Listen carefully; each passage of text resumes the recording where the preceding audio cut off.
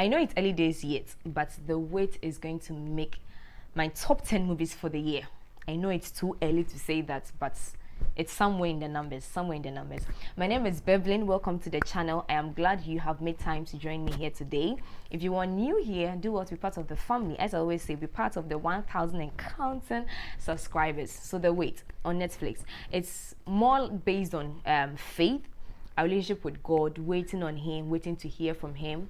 It's basically about couples who are, who are struggling with childbirth, like giving birth, who are struggling with pregnancies and stuff. So how they went through the process, how they went through, the time, the waiting period, just to have what they always wanted. And also based on a relationship with God, listening to Him and hearing Him when He speaks. That's also very, very, very, very, very, very important. So that was what the movie was about.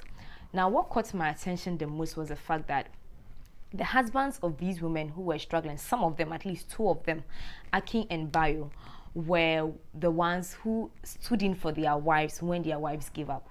I mean, for someone, about 5 times miscarriages, the baby, like, it's not working. For another woman, Nkechi and her husband, Nkechi played by Ini, and her husband, Akin, they've also been married for 10 years. And the entire 10 years, no show, no sign. But then, as I was saying, the men at a point in time stood in for their wives. Let's take Akin, for instance. There is this support group that their doctor, Dr. Nara, had formed. And so, women with the same or similar stories would meet and then talk about it and then see how they are coping. Now, at a point in time, because the woman has had miscarriages and, the childbirth is not coming, she was like, she had given up. She had given up. At first, in fact, she was a prayer warrior for the family. When she was doing for the child, she was praying, she was praying, she was praying. Miscarriage after miscarriage, she's praying. But at a point in time, she was like, God, you've hurt me too much. I thought you wanted this for me. Why am I going through this? Why am I struggling? So she closed the door in God's face. She was like, no more. I'm not going to have this conversation with you any longer. I am done with you. I am done. And she did that out of pain, out of all the things that she has experienced. So she was like, you know what? It's fine. If you're not going to give me a child, it's fine. I'm done. But then the husband at a point in time was realizing that no, my wife's heart is turning from God or has turned from God. I need to do something. In fact, there was a day that he even tried to pray in the room, and the woman was like, you are disturbing me. Can you take this prayer elsewhere? There's a guest room big enough for you to, have this conversation with your God. And the man was like, no, where it has gotten to, it's too much. But then he didn't give up. He prayed, he prayed, he prayed. He joined the support group on behalf of his wife. And the support group was just like, only females, okay? Only females. No husband was attending, but he was the only man who decided to, let me just join in and hear what the stories of these women are and see how it is going to help myself and my wife. At the time, the wife had no interest in joining the support group. Nada, nothing. They said she has given up. That's what he did. Like, he kept going, strengthening himself, praying and standing in for the wife, hoping that one day God will make her realize that you have turned your heart away from me and you need to come back to me. And talking about Ini's husband and Nkechi and her husband Akin is so supportive, so supportive. When his wife saw her period again, she had messed the bed, he was like, don't worry, I'll take care of it. That sentence alone, he said, don't worry, I'll take care of it. I'm like, wow, that's some support that you get, which you don't get often, they say. You don't get often. He is there. He's there with her. The pain that she's feeling, he's feeling it with her. He's not like it's your problem. It's not like a you problem. You are the problem. You are the woman you're the one who's supposed to get pregnant, and so if it's not coming, it's your fault. He's not making her feel all the burden. He is there for her. I'll take care of it. Don't worry about it. 10 years, we'll keep trying. There's a time that his mother came to visit them. And she was like, how many years have you guys been married for? And they were like, 10 years. It was like, a whole decade? Isn't that too long to be barren as a woman?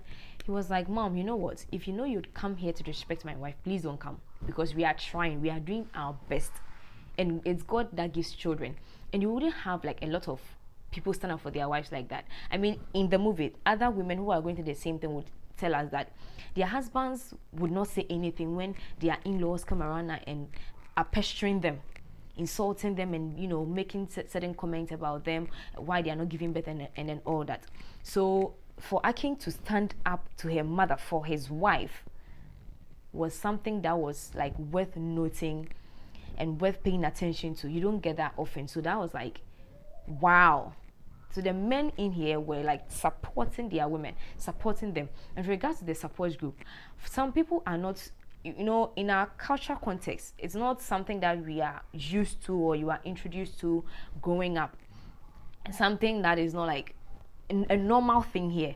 So if it's a support group, therapy and all those kind of things, they are not really normal here. They are not like the Western world where it's so normal, but here it's not normal. So getting people to go to therapy and join support group is very hard. So I understood, and when the woman was a bit reluctant, with joining the support group, even though there are some people already there, right? Another arm of the story is where sometimes you've prayed to God for a particular thing and he has answered you, but it's hard hearing what he's saying. For example, when Nkechi prayed for, Nkechi used to have these dreams where there's someone in her way. At a point, I realized that, she was the one in her way because her husband told her that, let's consider adoption. But she was like, no way, I want to be pregnant. I want to have my own child. I want to have that experience.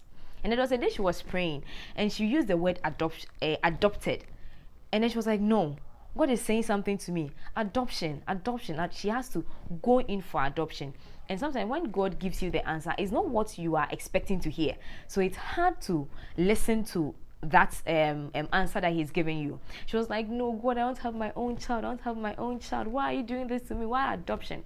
But I've learned and heard a lot of stories where people are struggling to have to give birth, adopt. And once they adopt, a year or two, they also get pregnant. Sometimes it's just God's way of, taking that child out of the problem that he or she might face. So he's just bringing the child to you to take care of the child for him. It's just that. And so we saw that sometimes it's hard to listen to God because that's not the answer we are looking for. So that's one of the things. Standing in the way of the solution, being the barrier to the solution is something that they hit right on its head, and it was just straight to the point, and we got that. Now we had amazing characters. Kate was in there. I mean, Kate's relationship with Dr. Nara, who is insane. I think that for Dr. Nara to play that role with what she has said about her life in real, like her life itself, and playing that role, I didn't see her as just playing a character. I saw her as speaking her truth, like representing a group of people which she's part of. Okay, so I didn't see her just like playing the character of Dr. Nara. No, she was sending a message. She was playing a role that is dear to her heart. So I felt like that was good. I like her relationship with Kate. When Kate came to visit her at the hospital one time, and she was like, don't make me burst out with laughter because people respect me here. I mean, that was so funny. Like, it's a normal thing when you have big people in your high places, they meet and then they have like these kind of conversations. I mean, their friendship was beautiful, just beautiful to watch. And Somto, hey God, I don't know how you are applying for a job. You go for an interview, you are asked, okay, so tell me about yourself, or what can you do? And you start crying. Why in God's name was a guy crying? And the second time, God gave him another opportunity. When he came, he was about to cry again, and then Nkechi was like, you know what, there's no need to cry. I've seen what you can do. Just speak to this man and we'll take it from there. Now his friend, a very, very, very, very, very good friend. Now we see that whilst Somto was looking for a job, a white collar job to do, he was like, whilst you are waiting, what do you do whilst you are waiting? You're a good dancer. Why don't you put that into use? Sometimes we are all looking for these white collar jobs. We tend to throw away our skills, throw away what we can do because we want to go to the office and come back home, which we see as a success. But as we know in present age, that is not the entire truth. So what do you do whilst you are waiting? What do you do whilst you're waiting on God to give you that job? What skill do you have?